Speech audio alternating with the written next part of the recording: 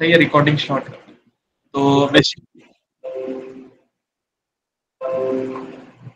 तो बेसिकली आज हम इस लाइव सेशन में ना एक प्रोजेक्ट बनाएंगे और वो है वेब बेस्ड कोड एडिटर।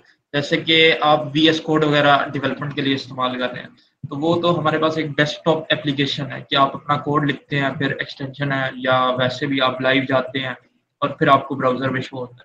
लेकिन कुछ हमारे पास सर्विसेज ये है डिफरेंट लैंग्वेजेस के लिए डिफरेंट है। तो जैसे हमारे पास एक है कोड पेन। इसमें ये होता है कि ये काफ़ी मशहूर है, ऑनलाइन कोड एडिटर है।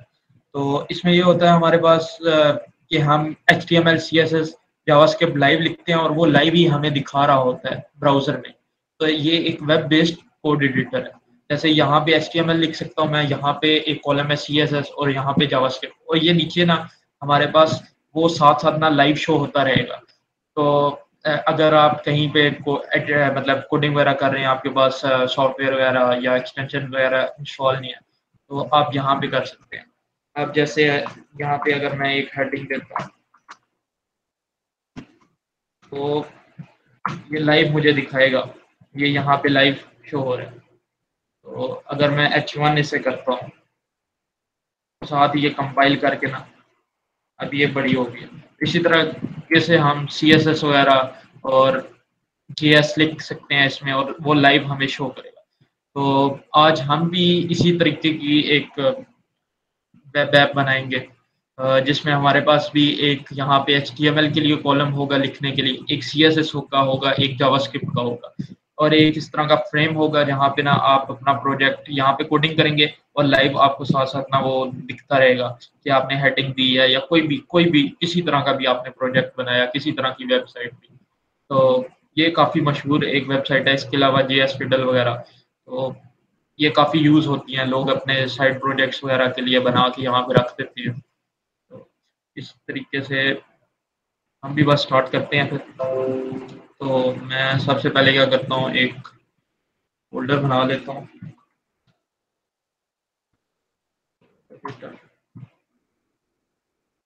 और इसको ओपन कर लेंगे VS कोड से। किसी का कोई क्वेश्चन वगैरह होता है, साथ-साथ कोई चीज़ समझ नहीं आती, तो वो साथ चैट में लिख दिया करें, ताकि साथ-साथ मैं फिर आपको बता दूँ।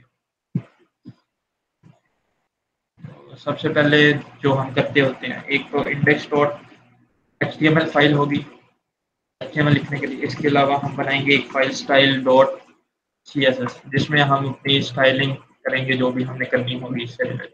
और एक हमारे पास फाइल होगी script.js, जावास्क्रिप्ट लिखने। तो सबसे पहले मैं क्या करता हूँ, एक बॉयलर प्लेट कोड डाल देता हूँ। और ये जो मैंने किया है ना, ये मतलब ये एमिट होता है VS कोड में ना बिल्ट इन। तो इससे ये होता है कि काफ़ी सारे ना शॉर्टकट मिलते हैं हमें। जैसे अब मैं शिफ्ट और 1 दबाऊँगा, एक्सक्लेमेशन मार्क जो होता है ना वो, और यहाँ पे मैं इंटर दबाऊँगा। अब ये मुझे शो भी कर रहा है कि ये क्या मतलब एमिट एब्रिविएशन लिखा हुआ है और साथ लिखा हुआ है ये बॉयलर प्लेट आएगी। तो जैसे ही मैं एंटर करता हूँ, तो ये मुझे खुद से ना एक बॉयलर प्लेट कोड दे देता है। ये मुझे सारा खुद लिखने की ज़रूरत नहीं पड़ती। इसी तरह काफ़ी इसके डिफरेंट फंक्शंस होते हैं। जैसे मुझे एक H1 चाहिए, ठीक है? एक नहीं बल्कि 3 चाहिए, तो मैं H1 मल्टीप्लाई बाय 3 करूँगा और एंटर दबाऊँगा तो 3 H1 आ गए। तो मैं सिंपल कुछ भी लिख सकता हूँ, टैब को दबाता हूँ, नीचे चला जाएगा। तो इस तरह की काफ़ी चीज़ें हैं मतलब हमारे पास एमिट में। जैसे H1 डॉट हेडिंग लिखूँगा, इसका मतलब है कि H1 एक एलिमेंट डालना है टैग, उसकी क्लास जो है वो हेडिंग देनी है, तो ये आ गया। तो इस तरह की काफ़ी चीज़ें होती हैं एम्बेड में हमारे पास, मतलब इकट्ठा स्ट्रक्चर वगैरह हम लिख सकते हैं, काफ़ी सारे शॉर्टकट इसके।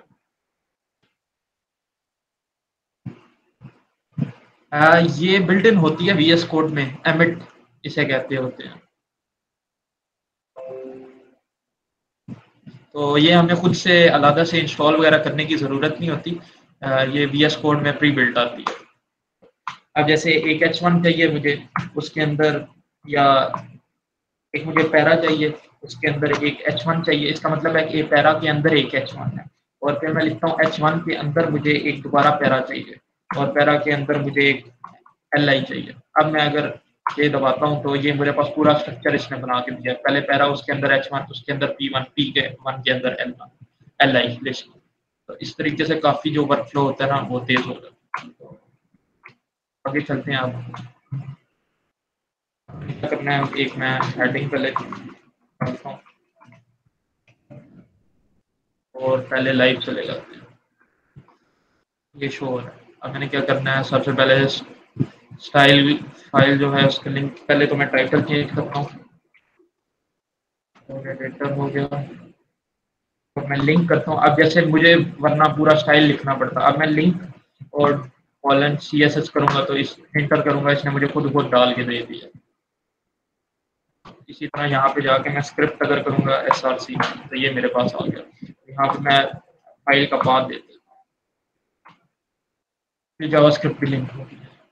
अब बेसिकली हमें चाहिए क्या इस प्रोजेक्ट में, जैसे मैंने कोड पेन का आपको दिखाया था,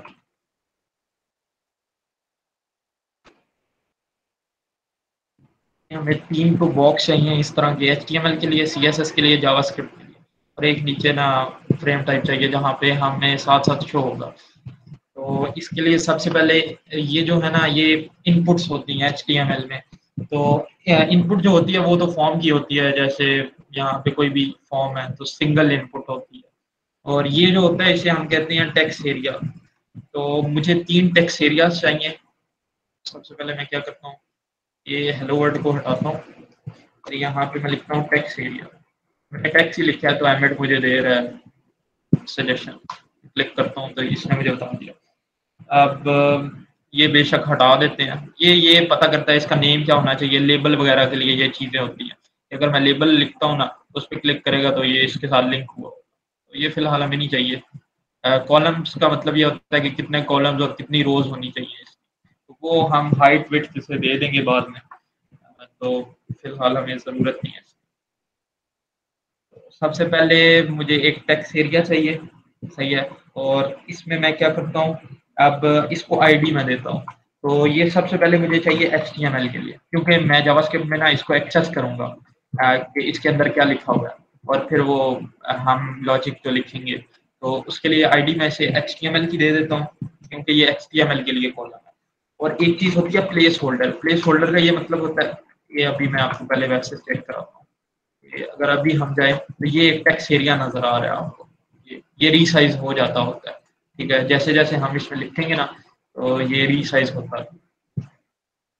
तो अब मुझे ना यहाँ पे एक टेक्स्ट चाहिए, जैसे आपने इनपुट्स वगैरह पे देखा होगा, फॉर्म्स वगैरह पे कि यहाँ पे लिखा होता है इंटर योर नेम, तो इसे कहते हैं कि प्लेस होल्डर।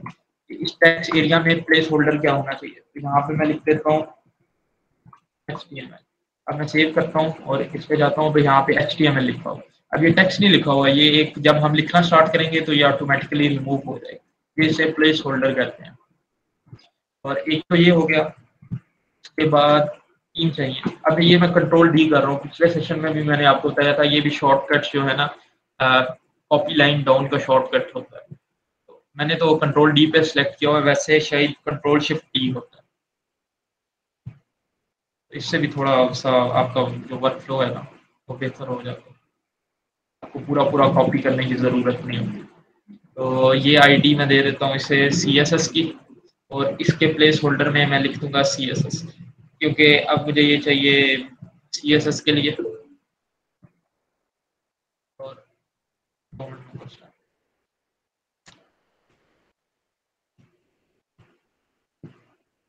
जी जी हाँ ये ही है शायद। ये आप इजीली ना सेट कर सकते हैं, आपको जिस हिसाब से लगे। अब आपने सेटिंग्स पे क्लिक करना है और यहाँ पे कीबोर्ड शॉर्टकट्स में जाएंगे, और यहाँ पे होता है कॉपी लाइन डाउन। बहुत सारे शॉर्टकट्स होते हैं। अब जैसे ये है कॉपी लाइन अप, शिफ्ट और ऐड और अप एरो है। अब ये मैंने इस कंट्रोल प्लस टी किया हुआ है। अब एक मुझे चाहिए जावास्क्रिप्ट के लिए, अब मुझे चाहिए जावास्क्रिप्ट के लिए, और यहाँ पे मैं लिख देता हूँ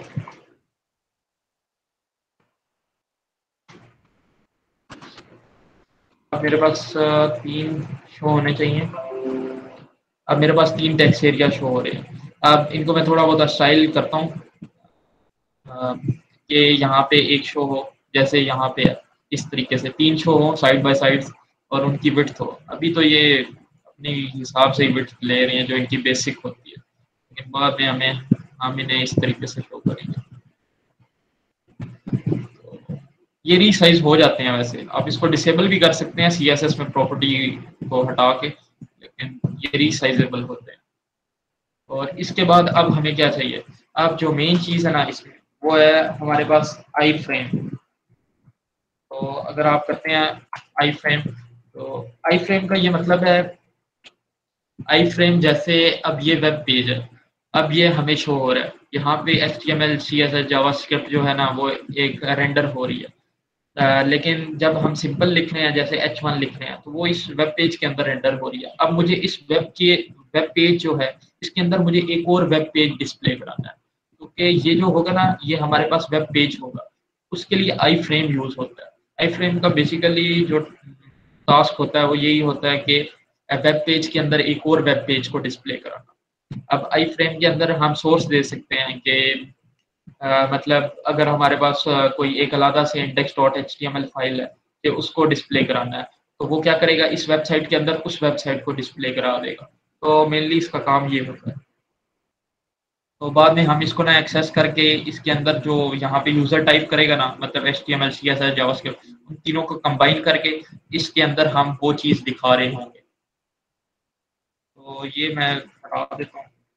हमें बस आईडी चाहिए इस केस में, सोर्स वगैरह तो ज़रूरत नहीं है, मैं जावास्क्रिप्ट से टारगेट करूँगा, डायरेक्टली सोर्स मुझे देनी नहीं है। तो मैं यहाँ पे आईडी से कोड ही दे देता हूँ। अब बेसिकली हमारा जो स्ट्रक्चर है इसमें बस यही था, इसके अलावा कुछ भी नहीं। अब यहाँ पे जैसे ये आपको ये आई फ्रेम नज़र आ रहा है, ये नीचे शो कराएंगे बाद।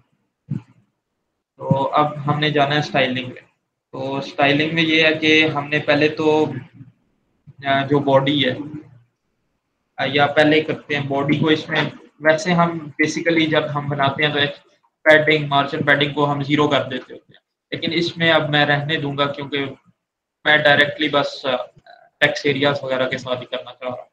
तो मैं लिखूंगा टेक्स्ट एरिया। अब इसका मतलब ये है कि अब जनरल है, जैसे H2 में अगर लिखता हूँ तो ये क्या करेगा, जितने भी index.html में हेडिंग्स होगी ना उन सारों का स्टाइल देगा। अब इस केस में मुझे हर एक टेक्स्ट एरिया जो है उसके लिए स्टाइलिंग चाहिए। तो सबसे पहले मैंने क्या करना है, इनको एक विड्थ देनी है, इनकी ना एक विड्थ होनी चाहिए। अभी वो जो इनकी डिफॉल्ट विड्थ होती है वो ले रहे हैं, तो मैं विड्थ देता हूँ। अब मुझे 3 चाहिए, तो 100% होती है फुल विड्थ, तो मैं इनको 33% दे देता हूँ। 33% भी। अब मैं चेक करता हूँ तो ये तो सही हो रहा है, तो लेकिन अब 3 नहीं शो हुए, तो थोड़ी सी कम करता हूँ। 32% चेक करते हैं, बाकी तीनों एक लाइन में आ रहे हैं। तो ये एक लाइन में आ गए हैं तीनों, तो सही हो गया। अब इसके अलावा मुझे इन्हें हाइट देनी है, तो मैं मिनिमम हाइट दूंगा कि इससे कम तो इन्होंने जाना ही नहीं है। मतलब एक मिनिमम हाइट, एक होता है हमारे पास हाइट, एक होता है हमारे पास मिनिमम हाइट, और एक होता है मैक्सिमम हाइट। तो हाइट तो बेसिकली ये होती है कि कुछ एलिमेंट्स को ना हमने हाइट दे दी, वो रीसाइज हो जाते हैं, मतलब स्क्रीन अगर छोटी है तो उस हिसाब से ना रीसाइज हो जाएंगे। लेकिन अगर हम मिनिमम हाइट दे देते हैं तो उसको हम ये कह देते हैं कि इस हाइट मतलब इतने पिक्सल से नीचे तो जाना ही नहीं है, जो मर्जी आप हो जाए। या अगर मैक्सिमम देते हैं तो ये होता है कि इससे ऊपर जाना ही नहीं है, बेशक बड़ी स्क्रीन है छोटी स्क्रीन है कुछ। तो 250 पिक्सल की दे देते हैं। अब ये मेरे ख्याल में सही लग रहा है, हाँ सही है। तो अब ये हाइट भी इसे मिल गई। अब बाकी ये है, अब जैसे यहाँ पे कोई टेक्स्ट में लेके आता हूँ थोड़ा सा।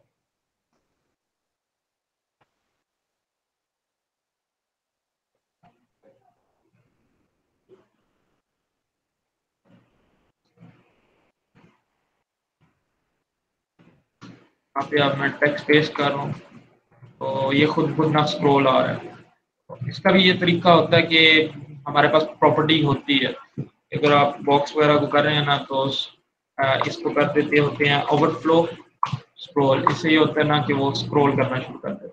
तो बेसिकली टेक्स्ट एरिया में तो खुद खुद दिए हो रहा है, तो हमें ज़रूरत नहीं है फिलहाल मेरे साथ। मैंने वो चेक करने के लिए किया था कि मसला ना करे, क्योंकि रीसाइज ना करना शुरू कर दे, तो फिलहाल वो नहीं कर रहा। और बाकी अभी फिलहाल के लिए अब ये तो डार्क थीम में था थोड़ा सा, बाकी बाद में आते हैं अगर हमें कलर वगैरह इसका बैकग्राउंड चेंज करना हुआ या कुछ करना हुआ। अब आई फ्रेम पे जाते हैं। आई फ्रेम अब ये थोड़ी सी इसने विड्थ ली हुई है। अब मैं चाहता हूँ कि आई फ्रेम जो है ना वो 100% विड्थ ले ले, तो पहले तो वो करते हैं और उसको भी हाइट देते हैं। आई फ्रेम इसको मैं विड्थ देता हूँ 100%। और इसने 100% ले लिया विड्थ।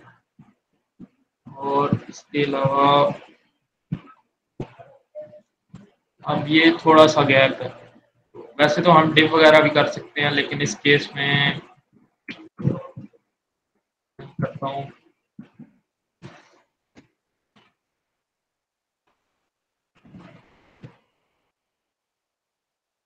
ये टेक्सचर सही है, फिलहाल के लिए ठीक ही है। थोड़ी सी मार्जिन पैडिंग दे देंगे बाद में। और बाकी अब इसको ना मैं नीचे लाना चाह रहा हूँ, जैसे ये है ना, ये बॉटम पे स्टिक हुआ हुआ है, तो मैं क्या करूँगा, ये जो हमारे पास आई फ्रेम है ना, इसको सबसे पहले हाइट भी देते हैं ज़रा। तो पोजीशन तो पहले मैं इसकी रिलेटिव करूँगा कि बॉडी, अब बॉडी इसका पेरेंट एलिमेंट है, उससे रिलेटेड पोजीशन पे आ जाएगा। और इसको मैं बॉटम दे देता हूँ 0 का, ये बॉटम से ना 0 पे हो। फिलहाल तो ये हुआ नहीं है। इसको मैं हाइट भी देता हूँ, हाइट इसको 30 70 व्यू पोर्ट हाइट दे देते हैं। तो ये अब मेरे पास शो हो रहा है। पोजीशन और बॉटम को हटाते हैं, मेरे ख्याल में तो ठीक है उसी तरीके से। तो अब क्या करना है हमने, बेसिक लेआउट भी बन गया, स्टाइलिंग भी हो गया बेसिक सी। अ, अब एक है थोड़ा सा, अब इस पे क्लिक कर रहे हैं तो कोई आउटलाइन वगैरह नहीं आ रही, इस पे क्लिक करता हूँ तो मैं ये अजीब सी आउटलाइन आ जाती है। तो इसको थोड़ा सा कम करते हैं, इसको खत्म करके करते हैं, आउटलाइन को मैं कर दूंगा 0। अब क्या होगा, इस पे मैं क्लिक कर रहा हूँ तो ये आउटलाइन नहीं आ रही। और थोड़ी सी इसमें पैडिंग दे देते हैं क्योंकि टेक्स्ट बहुत खास सा चिपका, 10 पिक्सल की पैडिंग देते हैं। आप थोड़ा सा ना ये फासला आ गया इसमें। और लेकिन अब ये है कि ये जो है ये नीचे चला गया, मुझे विड्थ इसकी कम करनी पड़ेगी, तो विड्थ कम होगी है। और इसके अलावा आई फ्रेम जो है इसको मार्जिन टॉप से दे देते हैं थोड़ी सी 20 पिक्सल की, ताकि थोड़ा सा फासला तो है इसमें। ये आ गया और ये हो गया।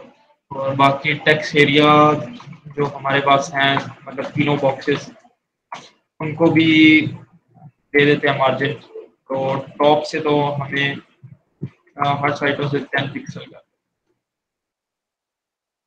तो अब ये थोड़ा सा इन्होंने गैप ले लिया ऊपर से भी और साइडों से भी, अब मेरे ख्याल में सही लग रहा है। और ये जो है ये एक्सटेंशन इंस्टॉल है ग्रामरली, उसकी वजह से आ रहा है, बाकी ये इसका कोई लेना देना नहीं है इसके साथ। तो अब क्या है, अब थोड़ा सा मैं इसको ना बैकग्राउंड भी दे देता हूँ। ब्लैक करना चाहिए आप ब्लैक कर लें, वरना मैं थोड़ा सा ग्रेइश दे रहा हूँ ताकि थोड़ा सा ना डिफरेंट लगे। तो मैं इसको बैकग्राउंड कलर दे देता हूँ।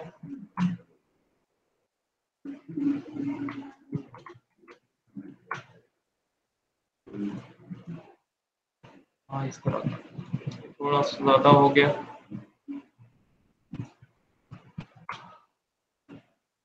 हाँ अब सही है। और बाकी अब इसमें टाइप वगैरह और है सब।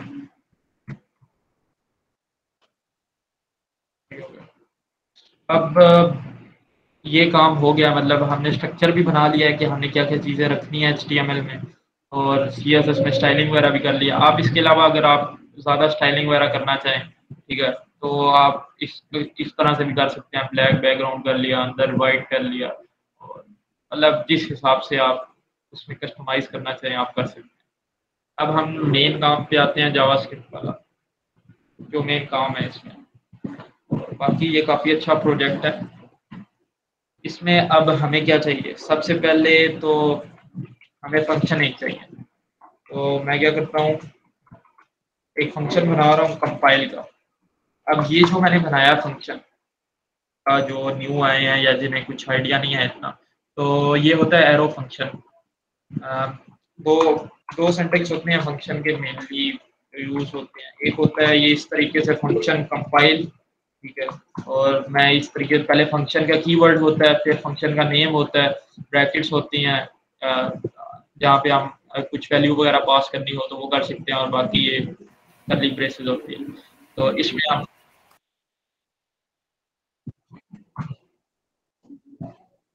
अब सही है, सही है। ये जो है एरो फंक्शन ये मेनली यूज होता है, इसका ये है कि थोड़ा सा मतलब पॉपुलर है, और ये ES6 में जो है हम एरो फंक्शन वगैरह ज़्यादा यूज़ करते हैं। इसमें ये होता है कि एक तो होता है कि जो डेटा टाइप होगी या लेट हो गया, कॉन्स्ट हो गया, फिर फंक्शन का नाम आ गया इसके बाद इज इक्वल टू आ गया, और ये कर्ली ब्रेसेस होगी, ये एरो हो गया हमारे पास, और फिर इसी तरीके से इसके अंदर जो भी हम लिखेंगे ना ये एज अ फंक्शन कंसिडर होगा। तो सबसे पहले अब मुझे क्या चाहिए इसमें, इसमें सबसे पहले मैंने क्या करना है कि जो मैंने डॉक्यूमेंट HTML में जो चीज़ें डिक्लेयर की हुई थी वो मुझे लेके आनी है। तो वो बेशक मैं इससे बाहर भी ला सकता हूँ। मैं क्या करता हूँ, यहाँ पे ले जाता हूँ थोड़ा सा स्पेस है। तो कॉन्स्ट सबसे पहले मुझे HTML वाला चाहिए। तो HTML is equal to document dot get element by ID। तो उसका नाम मैंने रखा था, ये HTML ही रखा था, ID कौन सी दी थी, यहाँ पे मैं ये लिख देता हूँ। उसके बाद CSS का भी चाहिए, CSS, और इसका नाम इसकी ID मैंने CSS रखी थी, और एक चाहिए जावास्क्रिप्ट का, और यहाँ पे मेरे पास जावास्क्रिप्ट, ये तीनों ले आया। अब इसके बाद मुझे आई फ्रेम भी लेके आना है, क्योंकि हमने उसी में इनको ना रेंडर कराना है। तो मैं क्या करता हूँ, code is equal to document dot get element by ID, और यहाँ पे मैं कोड इसकी मैंने आईडी को इसको मैंने आईडी कोड की ली हुई थी, ठीक हो गया। अब मुझे क्या चाहिए, अगर इसे तो पहले 2 मिनट खत्म करते हैं। अब मैं अगर आपको दिखाता हूँ कंसोल डॉट लॉग करके कोड,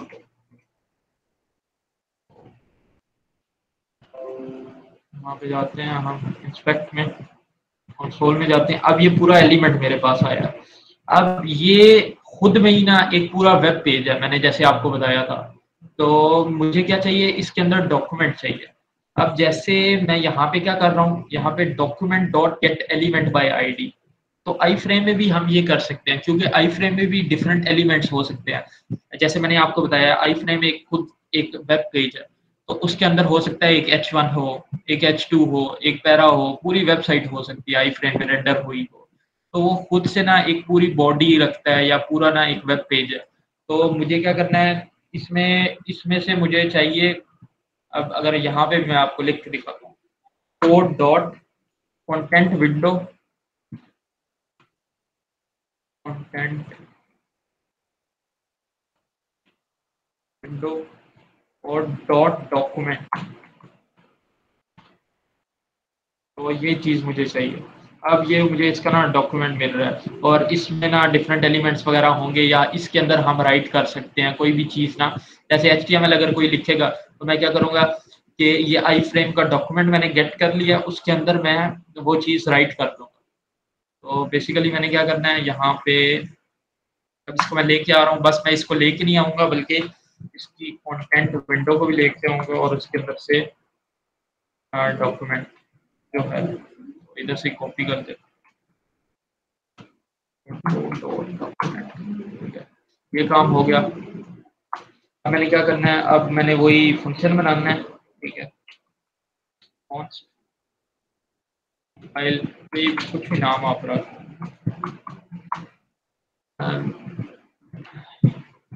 अब यहाँ पे मुझे क्या चाहिए कि जैसे ही कोई ना, अब यहाँ पे क्या हो रहा है कि जैसे ही मैंने कुछ लिखा है, ठीक है, तो यहाँ पे डायरेक्टली वो रेंडर करेगा।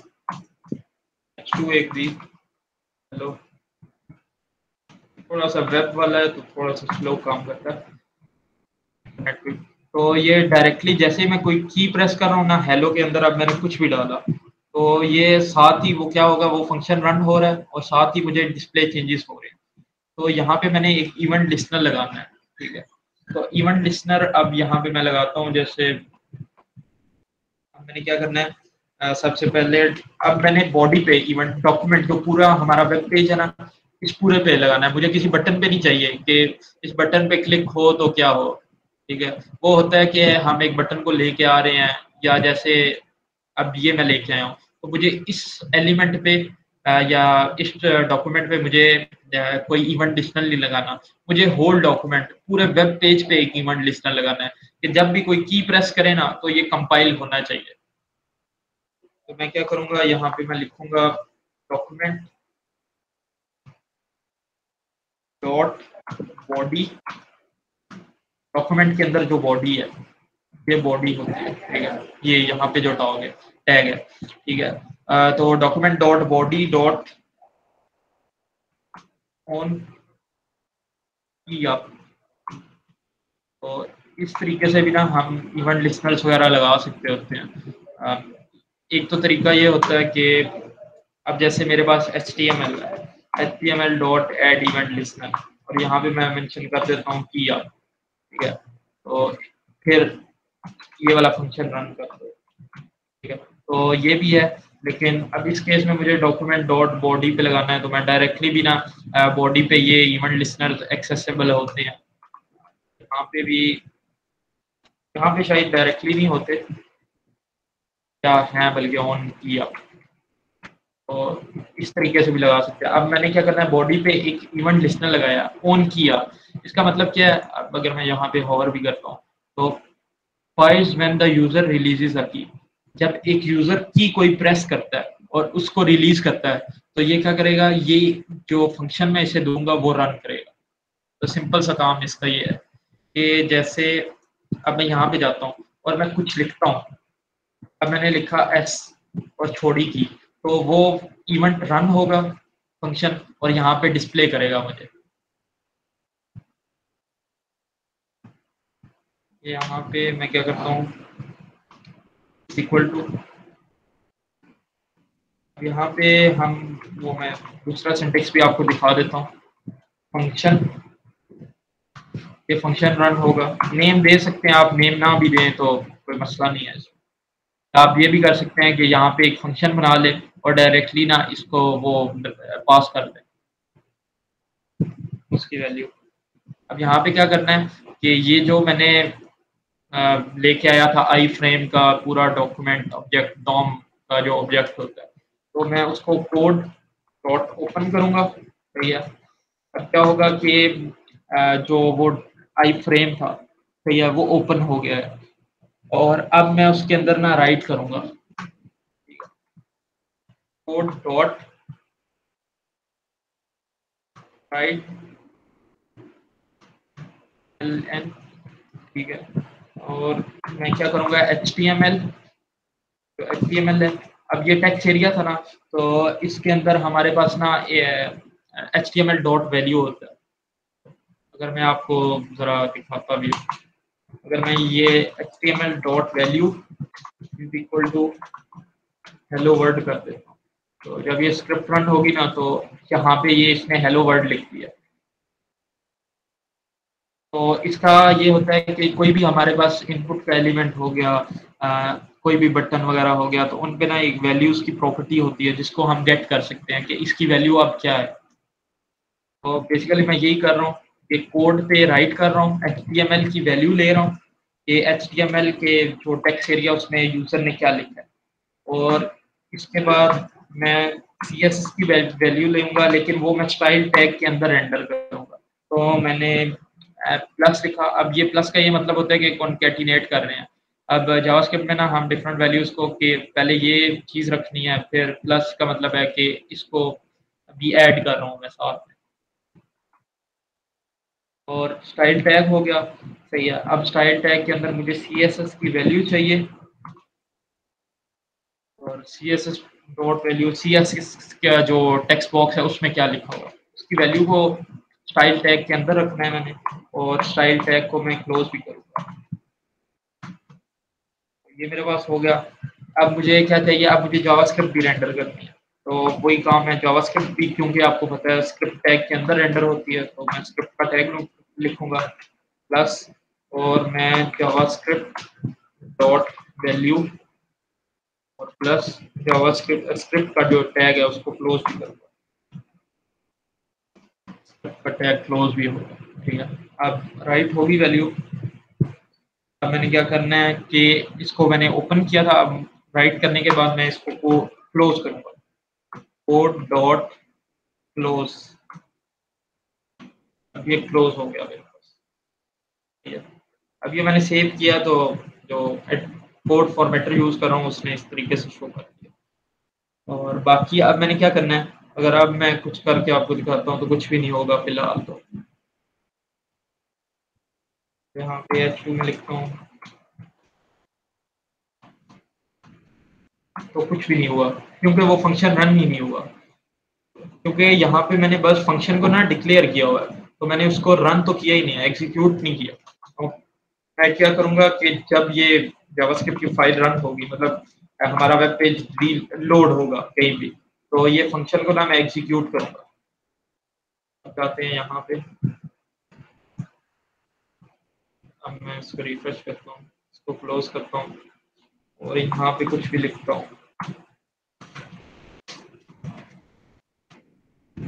अब ये मेरे पास ना ये रेंडर होना शुरू हो गया, और यहाँ पे मैंने H2 कर दिया।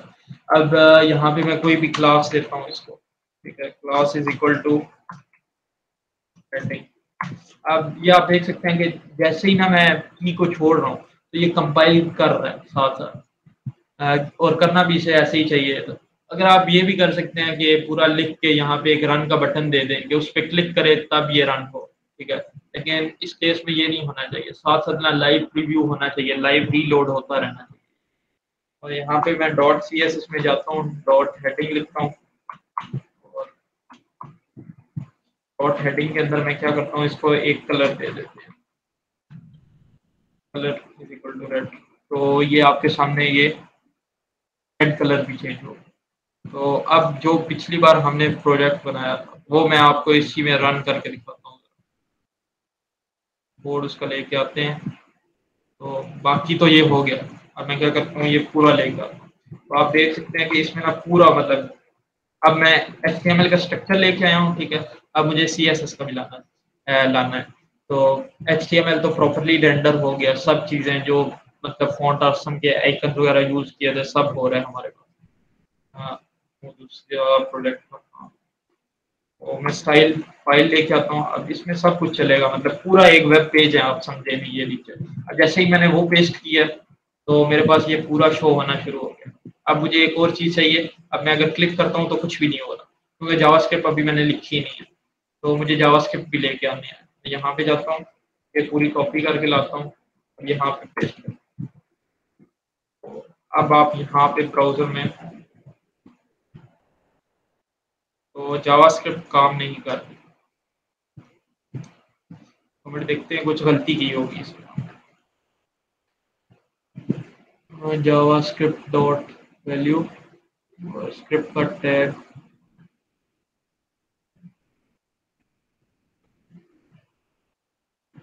दोबारा से लेके आते हैं।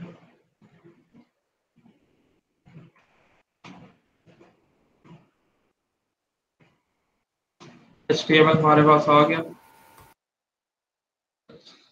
CSS भी हमारे पास आ गई, और जावास्क्रिप्ट भी आ गई।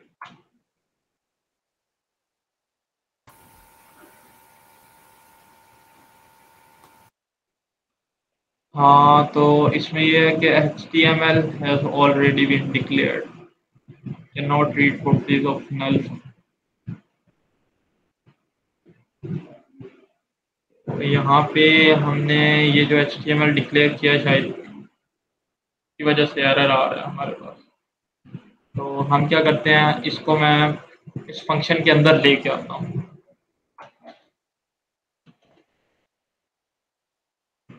दरअसल नेमिंग भी ऐसी है कि वो चीज़ें ना वेब पेज के जो हमारा आउटर वेब पेज है उसमें भी वो यूज़ हो रहा है HTML, और इसमें भी यूज़ हो रहा है, तो शायद उसकी वजह से एरर आ रहा हो। तो मैं क्या करता हूँ, यहाँ पे इंडेक्स में पहले तो जाते हैं, ये लेके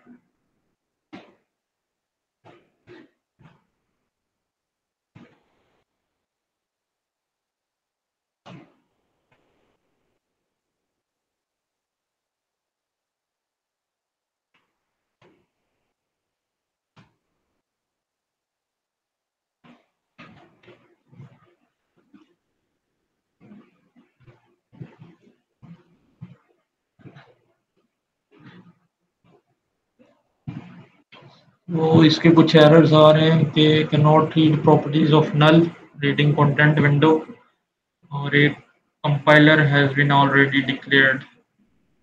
तो ये मैं ज़रा देखता हूँ।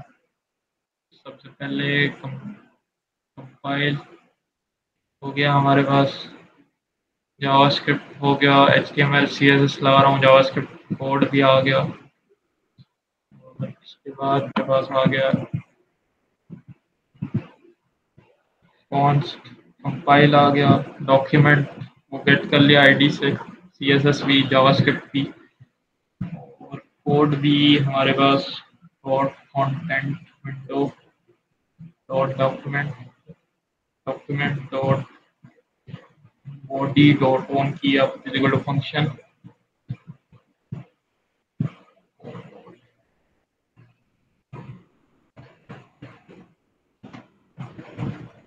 स्टाइल, हाँ ये चीज़ गलत लिखी है, बाकी सब ठीक था। ये जो क्लोजिंग टैग है ना, मैंने एंड पे डाल दिया। अब दोबारा से एक बार चेक करते हैं।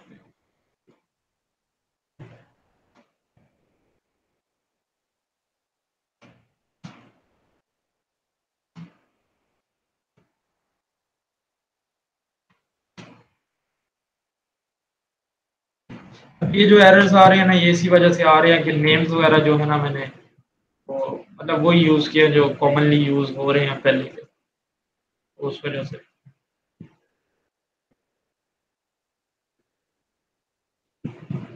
जावास्क्रिप्ट वैल्यू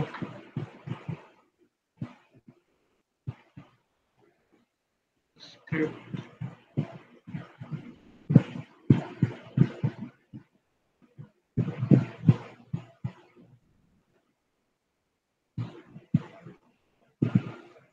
और ये स्क्रिप्ट हो गया।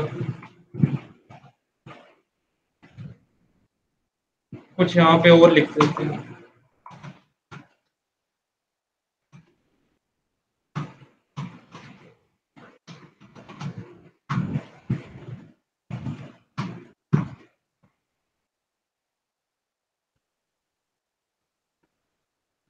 हाँ ये चल रही है।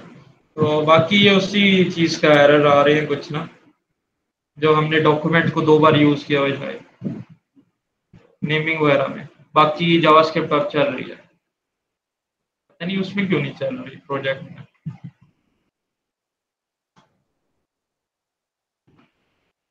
एक बार फिर ट्राई करते हैं। बाकी तो ये प्रोजेक्ट बन गया तकरीबन, सारा मतलब चल वगैरह रहा है यहाँ पे HTML। ये एरर्स की वजह से ही ना हो सकता है प्रोजेक्ट्स में कुछ ऐसी चीज़ें यूज़ की हों। हाँ डॉक्यूमेंट वगैरह इसमें भी यूज़ किया हुआ है, तो उस वजह से ये मसला कर रहा होगा, क्योंकि नेम्स वगैरह ना कॉन्फ्लिक्ट हो रहे हैं। बाकी जावास्क्रिप्ट आप अपने हिसाब से लिख के ना एक बार चेक कर सकते हैं इसको रन करके। बाकी इस हवाले से किसी का कोई क्वेश्चन वगैरह है तो फिर पता कर लें मुझसे।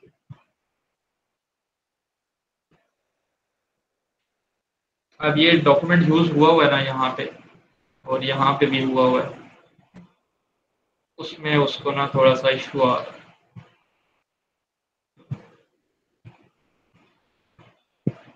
फिर हम ये कर सकते हैं कि कोड को यूज़ कर सकते हैं यहाँ पे, क्योंकि यहाँ पे मैंने नाम कोड रखा है, ये इशू है थोड़ा सा। बाकी जावास्क्रिप्ट चल रही है इसमें। अगर आप कंसोल डॉट लॉग करके चेक करते हैं,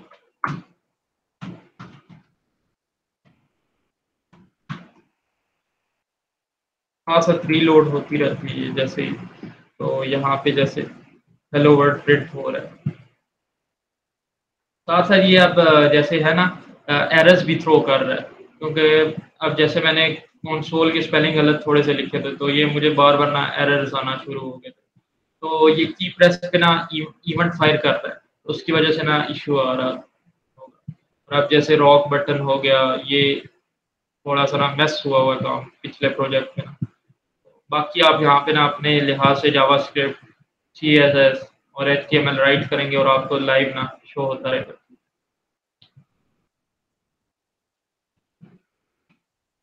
बेसिकली यही प्रोजेक्ट था, आप इसको ना अपने हिसाब से कस्टमाइज वगैरह कर सकते हैं। मेन कंसेप्ट इसमें ये था कि आई फ्रेम का, कि वेब पेज के अंदर वेब पेज को डिस्प्ले करना, और किस तरीके से हम राइट कर सकते हैं। आपको थोड़ा सा राइट का मैंने शायद नहीं बताया। तो अब जैसे कोड था, कोड एक आई फ्रेम था और उसका डॉक्यूमेंट था। तो डॉक्यूमेंट के अंदर ना हम चीज़ें राइट कर सकते हैं। अब जैसे ये भी हमारे पास वेब पेज है ना, अगर तो मैं इसमें भी कुछ भी राइट कर सकता हूँ। तो सिंपली क्या होता है कि अगर इसके बाहर भी मैं कर रहा हूँ डॉक्यूमेंट डॉट राइट हेलो, तो ये क्या करेगा कि यहाँ पूरे पे ना राइट कर देगा एक एलिमेंट हेलो। तो इस केस में मैं यही कर रहा हूँ सिंपली, कि मैं राइट कर रहा हूँ जो डॉक्यूमेंट आई फ्रेम का है, ठीक है, उसके अंदर एचटीएमएल की वैल्यू और स्टाइल का टैग हो गया, स्टाइल के टैग के अंदर सीएसएस की वैल्यू जो मुझे टेक्स्ट बॉक्स से मिल रही है, टेक्स्ट एरिया से, और फिर इसी तरीके से जावास्क्रिप्ट वैल्यू। तो वो खुद खुद फिर आगे क्या करता है, जैसे हमारे पास ये वेब पेज है, तो ये खुद से ना मतलब एक होता है ब्राउजर में सिस्टम कि वो खुद से उसको ना कंपाइल करता है। तो मेनली हमने वैल्यूज को लेना है, यहाँ पे शो करना है, तो यही हमारा काम है। और बाकी ये वर्क कर रहा है सही तरीके से। तो इसमें कोई क्वेश्चन वगैरह है किसी का? तो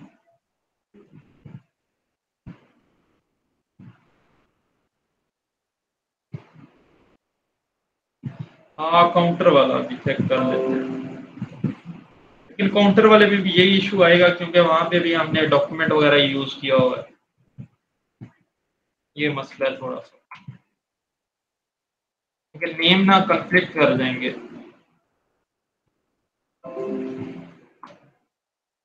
बाकी एचटीएमएल रेंडर हो गया। अब मैं जाता हूँ स्टाइलिंग में, स्टाइलिंग भी होगी बेहतरीन। जावास्क्रिप्ट में जाते हैं।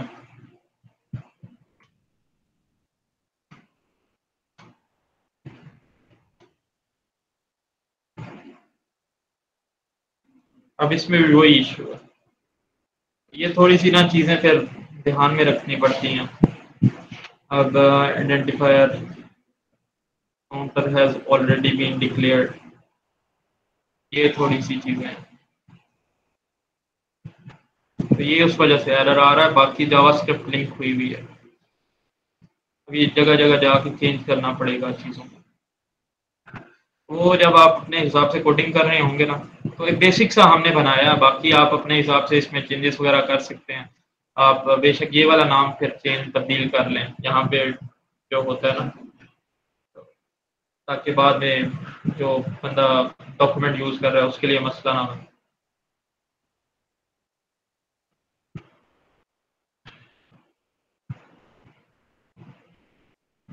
बाकी कोई क्वेश्चन वगैरह है किसी का, कोई चीज़ समझ नहीं आई इसमें, पूछ लें।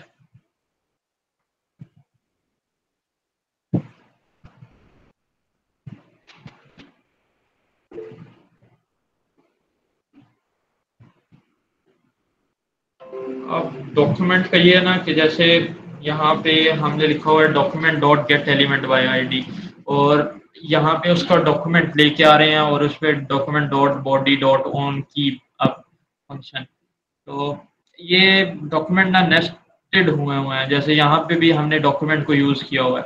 तो यहाँ पे फिर क्या होगा कि क्योंकि इसका नाम मैंने कोड रखा हुआ है, कोड के जो डॉक्यूमेंट है ना उसका नाम कोड रखा हुआ है।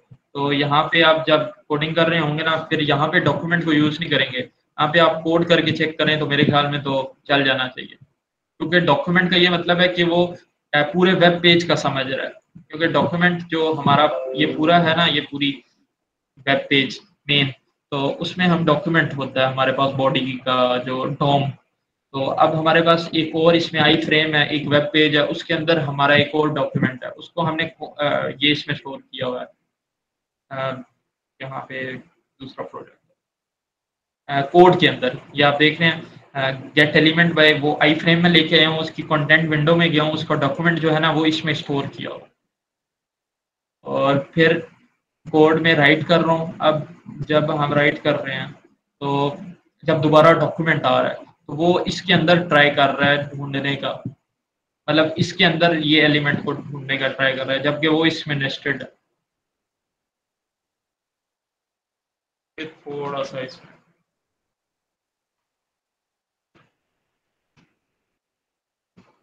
और किस बाकी भी थोड़ी सी ना ये चीजें वगैरह इसमें है।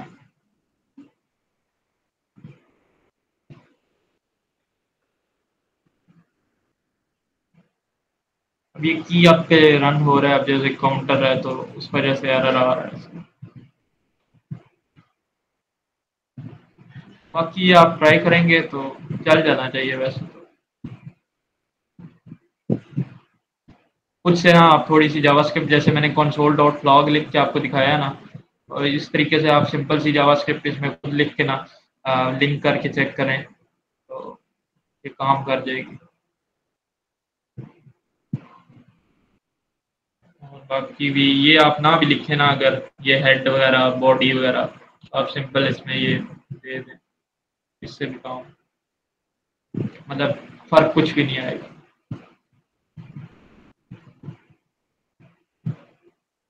Open and close, open and close इसलिए कर रहे हैं ना क्योंकि हमने इसमें राइट करना है, तो राइट करने के लिए सबसे पहले मुझे ना वो जो आई फ्रेम का डॉक्यूमेंट है उसको ओपन करना पड़ेगा, क्योंकि वो वेब पेज के अंदर एक नेस्टेड है ना, हमारे पास मेन वेब पेज तो नहीं है। तो मैं उसको पहले तो ओपन कर रहा हूँ, फिर उसमें राइट कर रहा हूँ, और फिर उसमें उसको मैं क्लोज कर रहा हूँ। मतलब जैसे आप फाइल्स वगैरह में भी अगर काम करें ना किसी भी लैंग्वेज में, तो उसमें यही होता है कि सी प्लस प्लस वगैरह में, तो कोई भी फाइल में राइट करने के लिए सबसे पहले मुझे उस फाइल को ओपन करना पड़ता है, फिर मैं राइट करता हूँ और फिर मुझे क्लोज करना पड़ता है। तो इसमें भी यही काम हो रहा है कि ओपन कर रहे हैं, राइट कर रहे हैं और फिर क्लोज कर रहे हैं उसको।